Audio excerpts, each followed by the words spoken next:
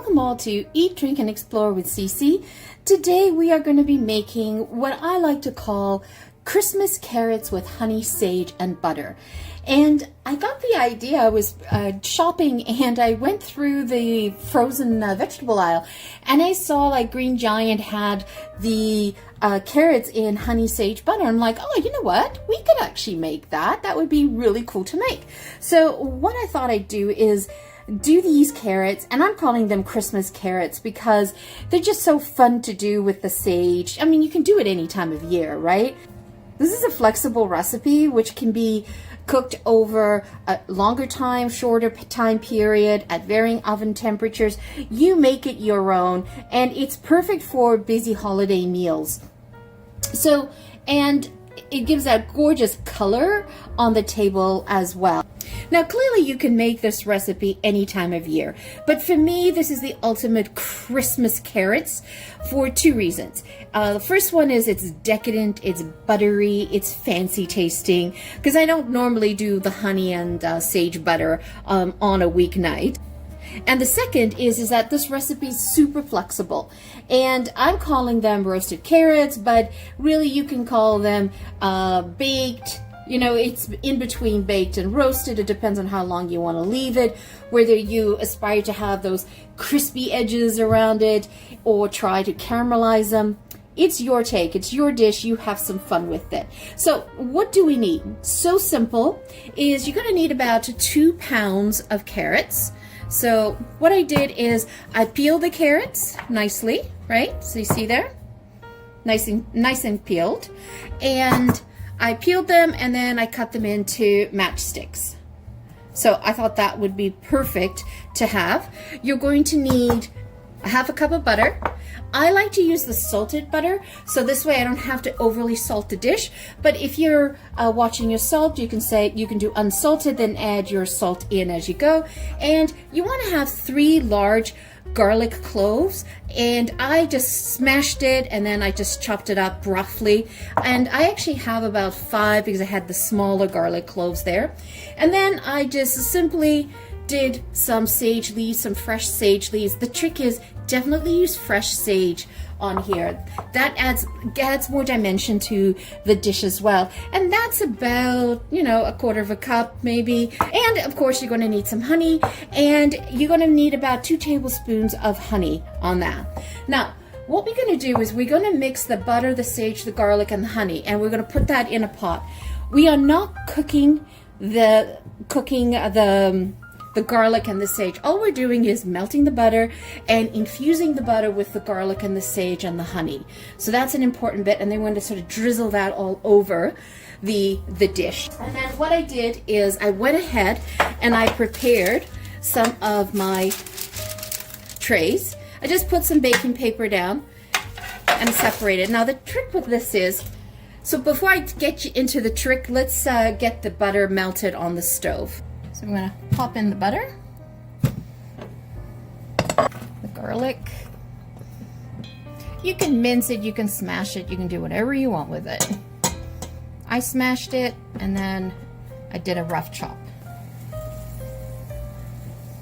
I can smell already the sage. Oh, and by the way, while we're doing this, I've already got the oven preheating at 400. And make sure you just turn your stove down to medium. Now, what I do when I do my honey, I always spray my spoon, oops, so that the honey will just come off nice on it. You don't have to sit there and struggle. See, it falls off perfectly. See how it fell off? So all we're doing is trying to get all of this melted and the butter infused with these flavors. Remember to pay attention to it. You want to keep your stove down to a medium. You do not want to burn the butter. This is all you're doing is melting the butter and infusing it with the honey, the garlic, and the sage leaves. It's so simple. You see what I mean? Super, super simple dish. Let's see, all melted. So I'm taking this down to a very low simmer.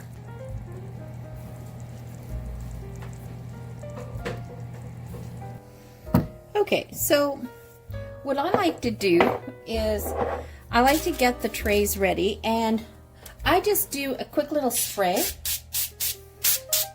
on the parchment paper.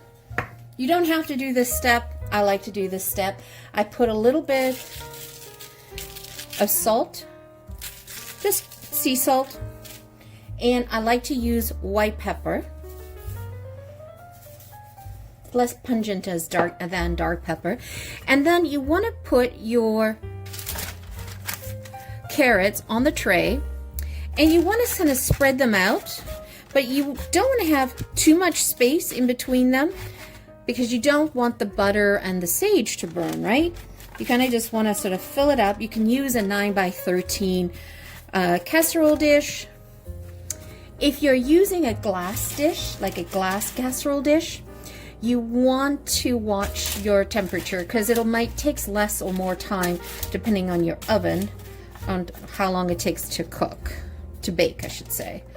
So you see I have got all different shapes and sizes to this. It's really, really simple. And so what I like to do is I like to use a ladle and just pour it over. I like to get every bit out of the pot. This smells so good. And if you find that you need more butter, you can add more butter. It's really your choice. Just try to move it and try to get it all coated. See how easy this is? So easy peasy. I've not tried to make this dish with dry sage just because I find with dry sage, I can get very heavy-handed and then end up having the dish being too sagey, and that's not my cup of tea. So we're gonna put this in the oven now, and we're gonna roast it. And you're gonna roast it until it is tender. And tender is subjective. That's if you like it al dente, then take it out. If you like it a little bit more, a little softer, then leave it in longer, right? Let's get this on the stove. Now, have the stove at 400, and I also have the racks in the top rack on to the bottom third of the stove. I don't want it too close to the top heat, and that's super, super important because otherwise they'll just get roasted too much. And so, you know, you're roughly between 20 to 40 minutes. So you can watch your stove and see how you want that. So let's pop that in. All right, so I just took the carrots out of the oven, and you can see that they're fork tender, and that's exactly what I want. And that's kind of a little bit al dente because I'm making these ahead of time, and I'm gonna preheat them in the oven for Christmas Day. Okay, so we're gonna transfer these into the serving dish, right? And make sure that the serving dish is oven proof. And then what I like to do is I like to scrape it all in there, and don't forget to scrape the butter as well. All of that bits, because that's all flavor. You don't want to lose that. Now you can see why I put the parchment paper on here. It definitely helps in clean up. Just allows things to smoothly come off. And the other thing I wanted to show you here is, so remember I said to you, you want to put it in a dish that is not too big, that's perfect, that everything sort of goes to the corners. Because if it's too big, the open spaces would have, the sage butter would have burnt, right? So you can see here a little bit where there was an open space. So you want to avoid that. Mind you, I'm going to keep that because it's going to add some really good flavor to the dish. But if you have too much of that, it's no fun. It's not fun at all. And the way I finish this dish is I will sprinkle some fresh parsley and some lemon zest on top of it. It smells really good. Then what I'll do is I'll just lightly finish it with some salt. This time I'm putting a little bit of black pepper. All right, so let's give this a try. Go for this one. Oh, that's nice. Oh, I'm gonna enjoy eating that. That is really nice. It's sweet and savory at the same time. Very, very nice.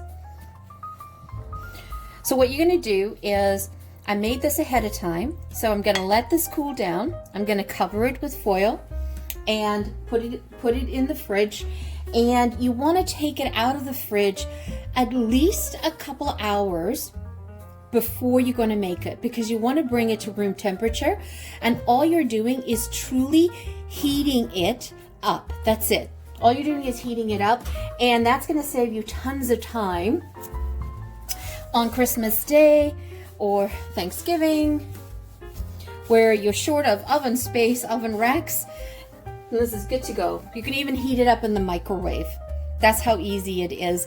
And you could put a little bit of you can do a zest of lemon on the top. You could grate some Parmesan cheese, a little bit of Parmesan cheese on that as well. That savory nuttiness of Parmesan cheese would be perfect with the sage butter as well.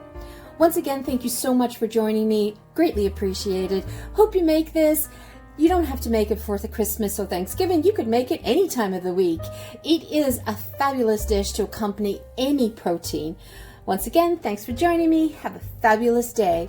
For those returning champions, thank you so much for your love. Always greatly appreciated. And if you're new to the channel, welcome. Always love to have new people join us. Tell us what you like to see. Give us a thumbs up. Hit that subscribe button.